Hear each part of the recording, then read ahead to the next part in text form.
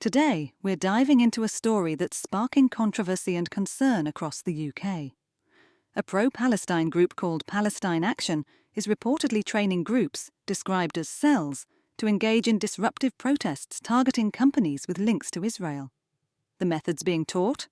They're intense, they're organised, and they're spreading fast across major cities. Here's what we know so far. Palestine Action is organising direct action training days across the UK, holding sessions in cities like Birmingham, Manchester and Glasgow. Their goal? To build support and prepare activists for what they call direct action against Israel-linked organisations. These training days, happening until early December, are focused on getting people together for talks, hands-on training and group discussions. So what's in these training sessions? According to sources, activists are taught to organise incels, groups of 3 to 5 people who are instructed to keep their identities under wraps, communicate securely and pay in cash.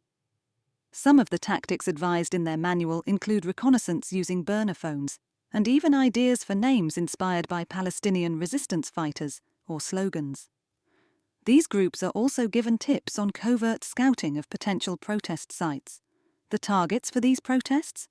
They're reportedly Israel-linked defence and logistics companies operating in the UK, like Elbit Systems, Teledyne, and Raphael Pearson Engineering. Activists are advised to focus on these firms as they believe they profit from the Israeli weapons industry. These actions have been disruptive for employees at these companies. One contractor at Elbit shared, "Engineers are being harassed at work, with activists calling them baby killers and even spitting at them. They're just here to do their jobs but are facing hostility daily." The frustration and anger among staff are palpable, and these protests have intensified over the past year. But the tactics don't stop there. Palestine Action's manual reportedly encourages activists to find creative ways to access sites. This includes suggestions like borrowing a dog to blend in while scouting rural areas. And when it comes to the protest actions themselves, the group's aim is clear: to disrupt, damage or destroy. According to Palestine Action's guide, recent protest methods are being replicated in these training sessions. Activists are encouraged to paint and deface buildings, break into restricted areas, and even use tools like hammers to damage property. This trend of aggressive actions has heightened security concerns across the country, especially with a growing number of incidents reported over the past 13 months. Groups like the Community Security Trust, which safeguards Britain's Jewish community, have voiced serious concerns. They describe Palestine Action as an extremist organisation, using intimidation and violence to pursue its goals. The Trust also notes a troubling increase in the use of physical force against people, as well as property destruction.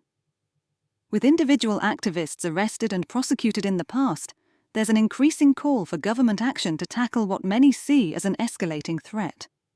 The UK's authorities are under pressure to respond swiftly and decisively to prevent more disruptive actions on UK soil. So what do you think? Should these actions be considered a legitimate form of protest, or are they crossing a line into extremism? With tensions high, many wonder what this means for security across the UK. Share your thoughts below, and don't forget to subscribe for more updates on this developing story.